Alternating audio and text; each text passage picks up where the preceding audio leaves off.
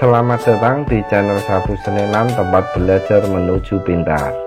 Pada kesempatan hari ini saya ingin berbagi latihan soal PAS atau penilaian akhir semester, tapi ada juga yang menyebut juga dengan UAS atau ujian akhir semester untuk kelas 6 tema 4 semester 1 kurikulum 2013. Oke, langsung saja kita masuk materi yang pertama, yaitu PPKN KD 3.3. Nomor 1.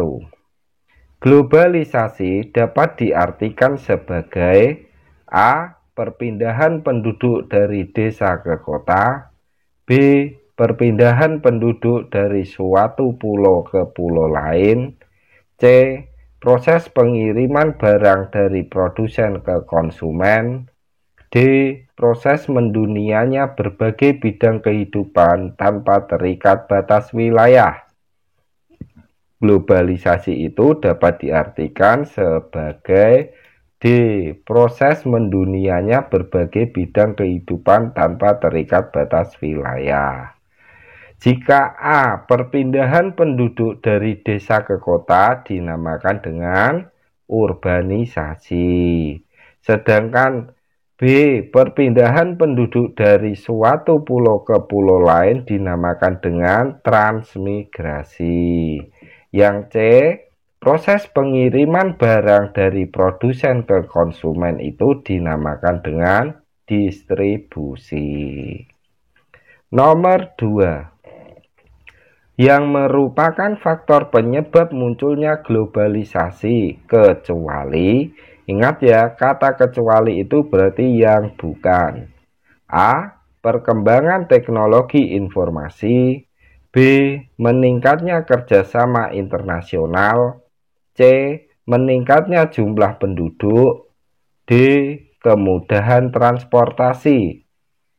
Jawabannya adalah C. Meningkatnya jumlah penduduk. Nomor 3.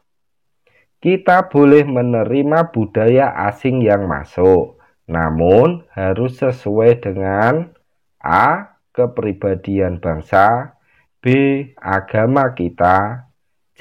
Selera rakyat, D. Keadaan. Jawabannya adalah A. Kepribadian bangsa kita. Nomor 4. Sikap yang harus kita persiapkan untuk menghadapi globalisasi yaitu A. Membenci orang asing yang tinggal di dalam negeri, B. Suka menggunakan produk luar negeri, C. Bergaul dengan orang pandai, D. Membekali diri dengan ilmu pengetahuan. Jawabannya adalah D. Membekali diri dengan ilmu pengetahuan. Nomor 5. Dalam menyikapi arus globalisasi, bangsa Indonesia harus bersikap menerima dengan A. Ikhlas dan lapang dada, B. Terbuka dan selektif, C. Diam dan menutup diri, D. Sesuka hati. Jawabannya adalah B. Terbuka dan selektif. Nomor 6. Cara mengurangi pengaruh negatif globalisasi di bidang ekonomi antara lain dengan A. Setiap belanja harus di pasar swalayan, B. Memakai kartu kredit sesuka hati, C. Tidak menonton TV, D. Membeli produk dalam negeri. Cara mengurangi pengaruh negatif globalisasi antara lain dengan D. Membeli produk dalam negeri. Nomor 7. Dampak positif globalisasi adalah membuat masyarakat memiliki sifat A. Konsumtif, B. Hedonis, C. Kerja keras, D. Pemalas. Dampak positif globalisasi membuat masyarakat memiliki sifat C. Kerja keras. Nomor 8. Salah satu manfaat yang diperoleh siswa dengan adanya globalisasi adalah A. Mudah membeli barang dari luar negeri. B. Mudah menjual barang ke luar negeri. C. Mudah mengakses informasi untuk belajar. D. Mudah meniru budaya dari luar negeri. Jawabannya adalah C. Mudah mengakses informasi untuk belajar. Kita lanjut masuk ke materi Bahasa Indonesia KD 3.2. Nomor 1. Teks yang menjelaskan tentang proses terjadinya suatu fenomena alam atau sosial disebut A. Teks deskripsi. B.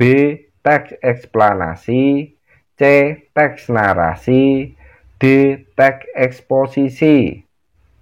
Jawabannya adalah B. Teks eksplanasi. Jika teks deskripsi itu adalah teks yang menggambarkan tentang objek, tempat, atau peristiwa yang dapat dilihat, didengar, dirasakan oleh pembaca. Sedangkan teks narasi adalah karangan cerita yang menyajikan serangkaian peristiwa kejadian dan disusun secara kronologis sesuai dengan urutan waktunya. Sedangkan teks eksposisi adalah teks non-fiksi yang memuat dan menjelaskan suatu informasi atau pengetahuan berdasarkan fakta sebenarnya. Kita lanjut ke nomor 2. Tujuan teks eksplanasi adalah A. Menyajikan hiburan. B. Menyatakan hasil laporan observasi. C. Menjelaskan langkah dalam menghasilkan suatu hal. D. Menyajikan informasi berupa fakta kepada pembaca. Jawabannya adalah D. Menyajikan informasi berupa fakta kepada pembaca. Nomor 3. Berikut yang terdapat dalam struktur teks eksplanasi adalah A. Deretan penjelas. B. Pernyataan khusus. C. Pendapat penulis. D. Wawancara. Jawabannya adalah A. Deretan penjelas. Nomor 4. Teks eksplanasi ilmiah adalah teks yang menerangkan suatu proses yang bersifat A. Menguntungkan. B. Ilmu ekonomi dan bisnis. C. Ilmu pengetahuan alam. D. Ilmu logika dan akal. Jawabannya adalah C. Ilmu pengetahuan alam. Nomor 5. Yang tidak termasuk dalam isi dari sebuah teks eksplanasi adalah A. Konflik pada tokoh dalam novel. B. Kesimpulan dari gagasan yang dibahas. C. Pernyataan topik yang sedang dibahas. D. Informasi yang didasarkan pada fakta berkaitan dengan topik. Jawabannya adalah A. Konflik pada tokoh dalam novel. Nomor 6. Kalimat yang sesuai dengan kaidah bahasa baik ejaan maupun tanda bacanya sehingga mudah dipahami oleh pembaca atau pendengarnya disebut kalimat A. Tanya. B. Efektif. C. Tunggal. D. Majemuk. Jawabannya adalah B. Efektif. Kalimat tanya itu kalimat yang isinya menanyakan sesuatu atau seseorang. Jika kalimat tunggal hanya terdiri dari suatu objek, predikat, objek, dan keterangan. Sedangkan kalimat majemuk jika dalam suatu kalimat terdapat lebih dari satu struktur kalimat. Nomor 7. Kalimat di bawah ini yang termasuk kata baku adalah A. Efektif, B. Himbau, C. Efektif, D. Justeru. Jawabannya adalah C. Efektif. Nomor 8. Yang termasuk dalam kosakata baku adalah A. Antre, B. Analisa, C. Khawatir, D. Abjad. Jawabannya adalah A. Antre.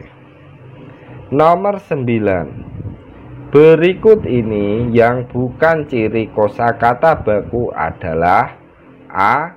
Tidak dipengaruhi bahasa daerah, B. Dapat berubah setiap saat, C. Tidak rancu, D. Tidak terkontaminasi. Yang bukan ciri kosakata baku yaitu B. Dapat berubah setiap saat. Nomor 10. Kesimpulan suatu teks bacaan biasanya terletak di A. Awal paragraf, B. Awal teks, C. Tengah-tengah teks, D. Akhir teks. Jawabannya adalah D. Akhir teks. Kita lanjut masuk ke materi IPA KD 3.6. Nomor 1.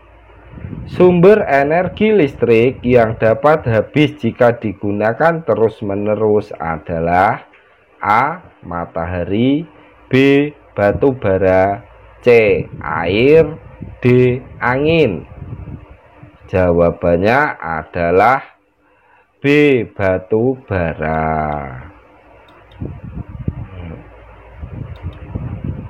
Nomor 2. Komponen utama dalam pembangkit listrik tenaga air adalah A. Cairan kimia dan kabel, B. Uap air dan jaringan, C. Kabel dan lampu, D. Turbin dan generator. Jawabannya adalah D. Turbin dan generator. Nomor 3. Pembangkit listrik yang menggunakan sinar matahari sebagai sumber energi adalah A. PLTS, B. PLTD, C.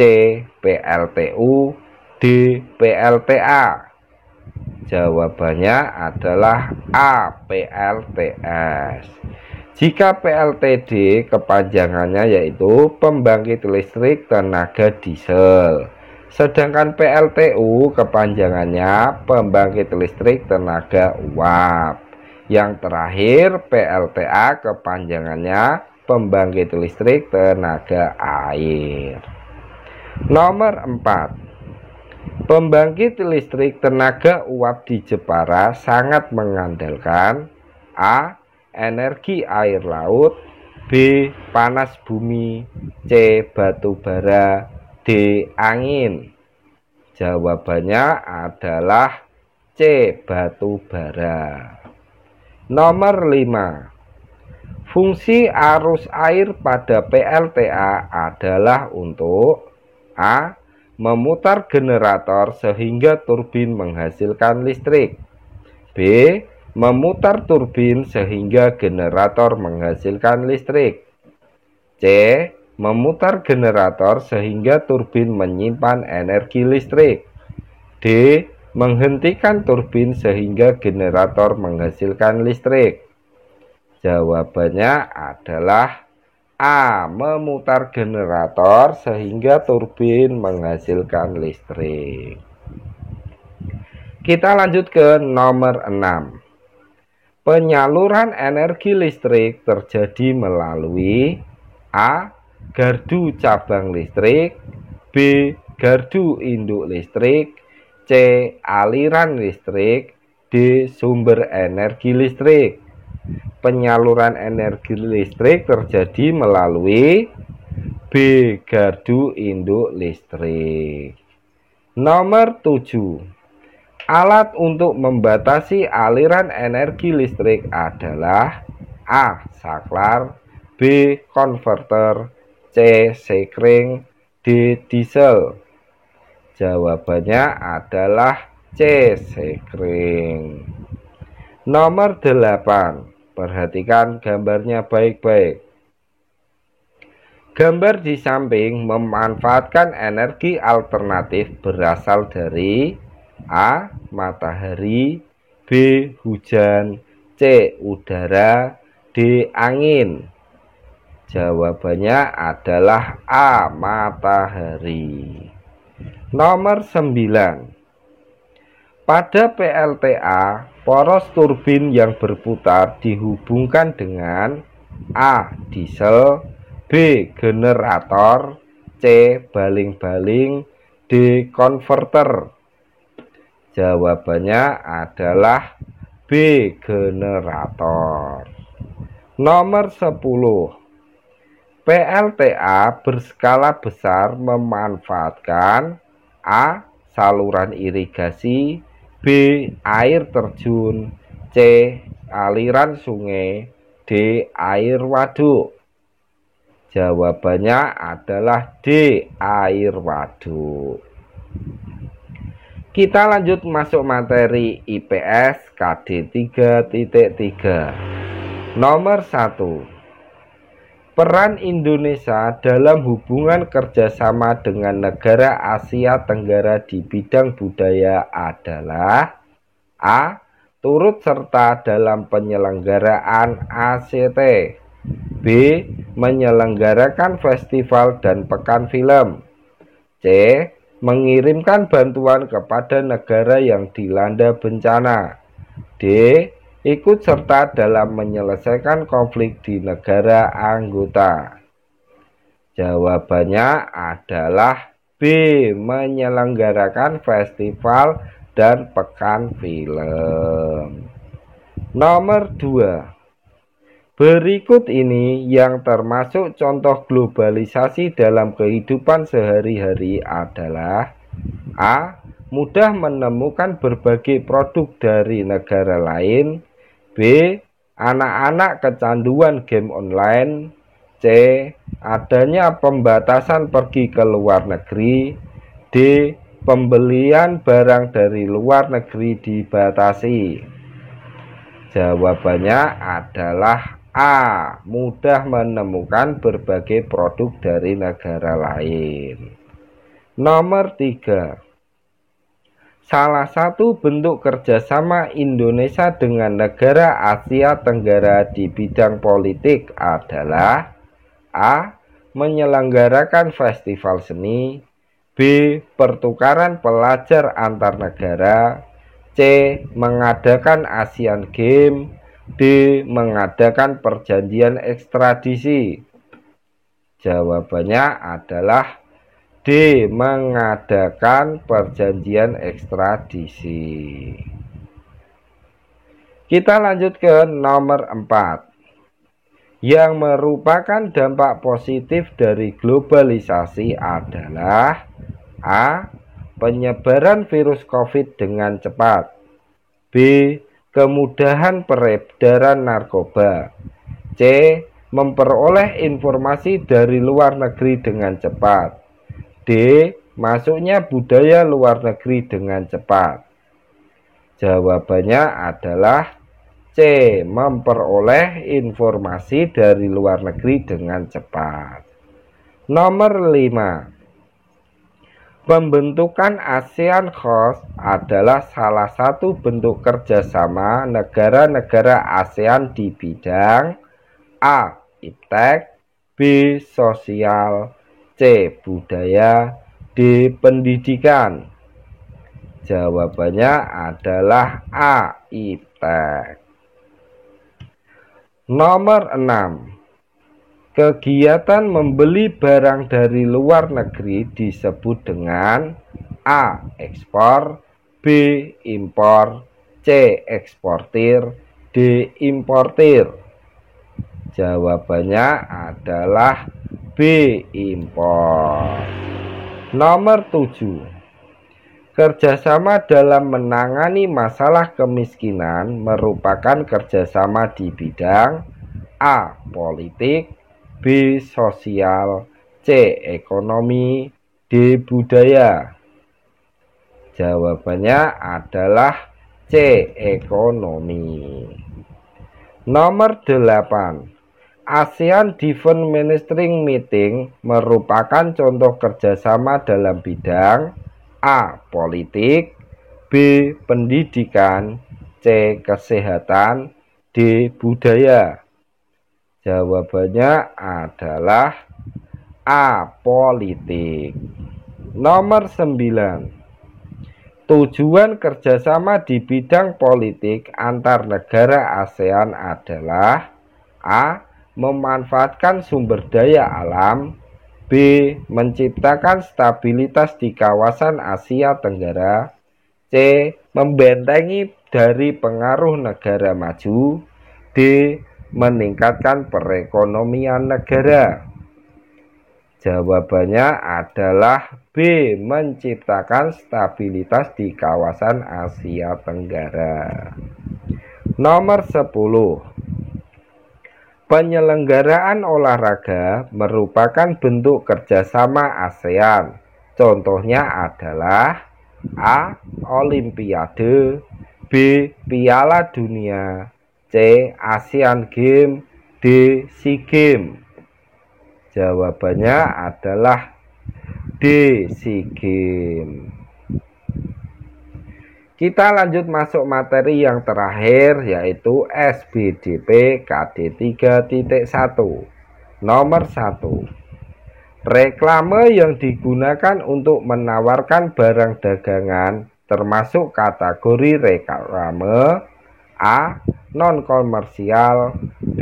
Komersial, C. Religi, D. Hibah.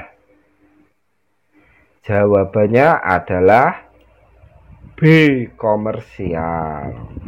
Nomor 2. Jenis reklame yang berupa lembaran kecil berupa informasi lengkap dan rinci disebut A.